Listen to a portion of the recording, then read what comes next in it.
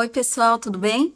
Sejam bem-vindos e bem-vindas ao quadro de Educação Ambiental do programa Saberes em Casa. No programa de hoje, fomos até a IPG Mariazinha Rezende Fusari para conhecer um pouco dos projetos em educação ambiental desenvolvidos na unidade.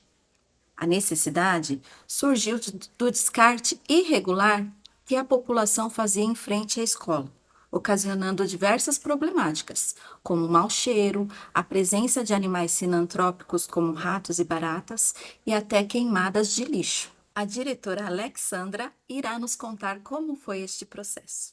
Assumi a gestão da EPG Mariazinha Rezende Fusari no ano de 2017 e já no início do ano me deparei com uma grande quantidade de descarte de lixo no entorno da escola. Eram montanhas e montanhas de lixo e que a comunidade estava acostumada, havia naturalizado essa questão de conviver com lixo, com roedores, com insetos, e que esse ambiente era totalmente insalubre para as crianças e para os funcionários. Então, já na primeira reunião, houve a sensibilização dessa comunidade para que denunciasse e parasse de descartar o lixo irregularmente. Nós fomos avançando e, com o auxílio da supervisão escolar, a gente conseguiu mobilizar várias coisas no entorno da escola. Por exemplo, retirar o feirante que vendia pastéis na grade da escola e descartava os bagaços de cana, do caldo de cana, no entorno da escola, multiplicando o número de formigas. Também conseguimos a construção de uma nova lixeira, da ampliação do terreno, o avanço da grade e a diminuição do calçamento, que era um ponto de descarte de lixo, e mobilizando cada vez mais a comunidade.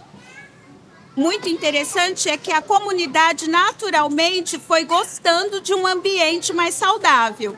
E eles mesmos começaram a trazer tanto elogios como sugestões, queixas e até denúncias, sendo pessoas mais participantes da região onde eles residem. Atualmente, a gente ainda tem o desafio de continuar e eliminar um último ponto de descarte. E a gente continua trabalhando, mobilizando, para que a gente consiga encerrar esse ciclo. Concomitantemente, vimos que não era só fazer isso com os pais. E aí que entra o projeto da professora Vanessa. E a gente começou essa mobilização de dentro para fora. E os alunos foram multiplicadores desse saber, trazendo e falando muito para os pais da importância da separação do lixo. Conseguindo sensibilizar essa comunidade e a própria equipe escolar a respeito da conservação do meio ambiente, o trio gestor passou a desenvolver outras ações que o professor coordenador pedagógico Renato e a vice-diretora Marlene irão nos contar. Estou aqui no Mariazinha desde o ano de 2014 e nós tínhamos uma prática, digo hoje, bem antiambiental pelo uso extremo de papéis. Atrelado às questões do lixo no entorno da escola, nós também tínhamos a consciência da mudança dentro do espaço escolar, o que fazer aqui dentro. Não adianta nós criticarmos lá fora se nós não mudarmos as nossas próprias posturas aqui dentro da escola. Junto com esse projeto da professora Vanessa, nós começamos a ampliar as ações, até no próprio nome, na própria proposta de projeto para dentro da escola. Entre elas, a questão de trabalhar a identidade, que é o nome do projeto este ano, identidade da comunidade do Mariazinha e dos alunos. Então, nesse sentido, nós queríamos fazer com que as ações multiplicassem dentro da sua residência e que eles percebessem aqui dentro também.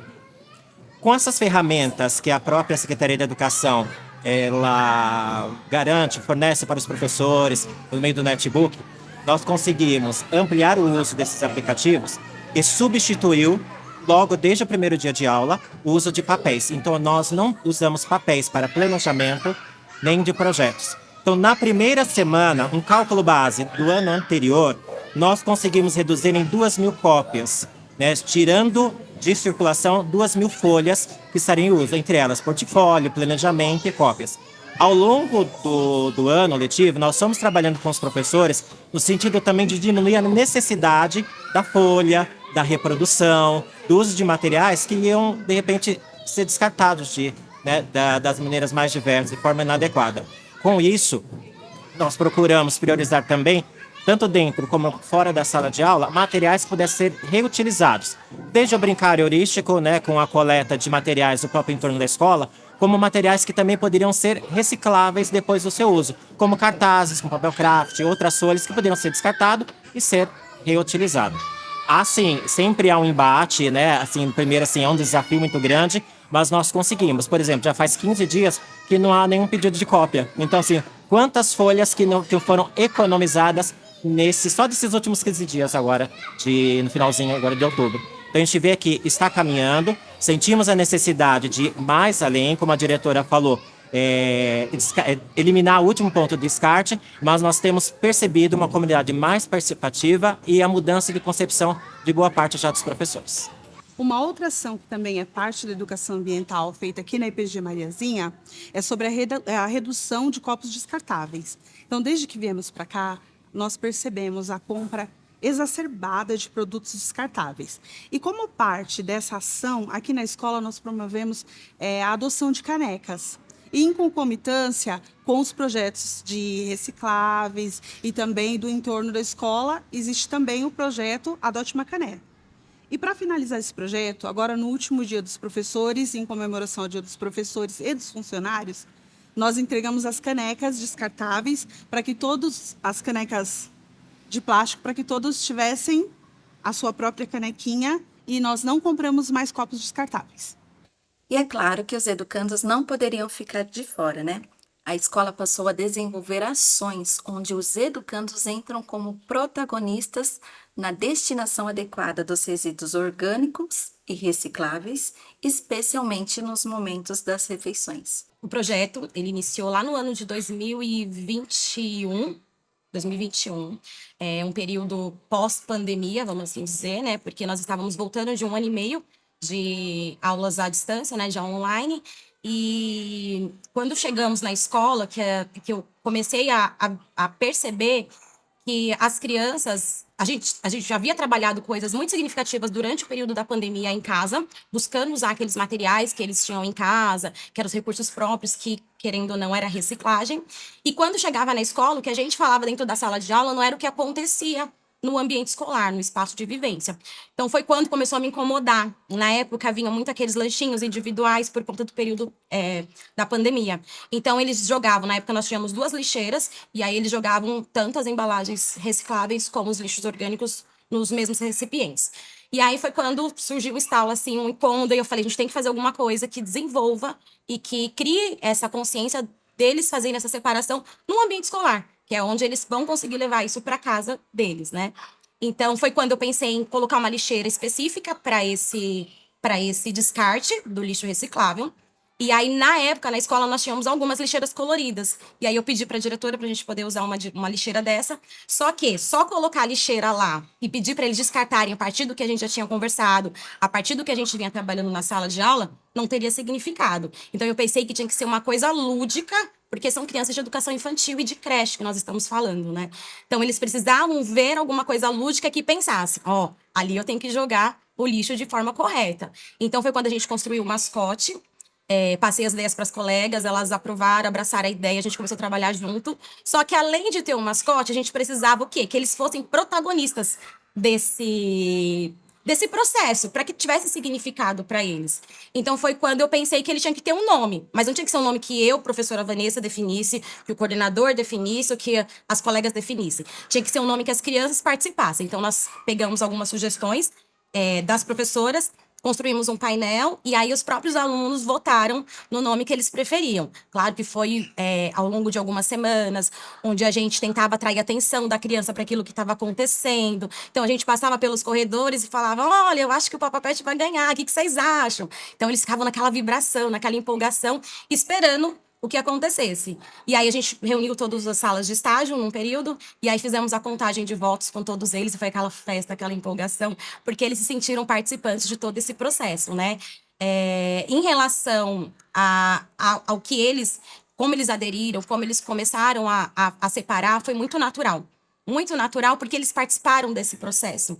Então, eles chegavam no refeitório que eles viam que tinha um alimento com embalagem, então ele já falava, o Papa Pet gosta de comer isso. Esse aqui é resto de alimento, vamos jogar lá. E aí nós colocamos as próprias embalagens para que eles pudessem visualizar na hora de jogar o lixo, e no lixo orgânico também. Então, as cascas de frutas, os restos de alimento, o resto de pão, de bolacha. Então, tudo isso a gente colocou a foto, porque além do visual do personagem, também teria o visual do tipo de alimento que eles descartariam ali.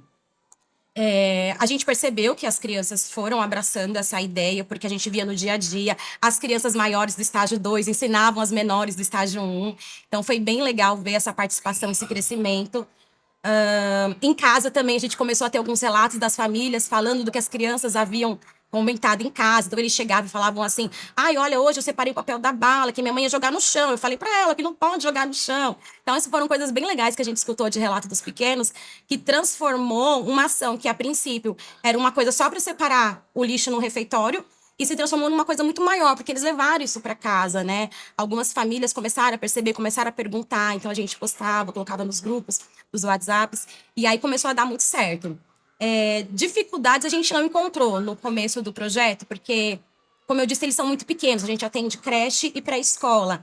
Então, tudo que você constrói junto com a criança, foi o que nós percebemos nesse processo, tudo que a gente constrói junto com a criança, que a criança participa, que a criança tem esse protagonismo, em que ela se sente parte do processo, é muito significativo. E a gente viu isso nesse projeto. A gente viu que eles construíram, que aquela ideia de deixar a embalagem junto com o lixo orgânico também incomodava eles. E até hoje, as turminhas que chegaram depois desse período, até hoje, se eles vão na lixeira, eles veem que o material está descartado de forma incorreta, eles mesmos pegam o material e separam na lixeira correta. Então é muito legal ver toda essa evolução e todo esse processo. E daqui por diante, a gente pretende ampliar, pretende dar continuidade e tentar abranger ainda mais a nossa comunidade.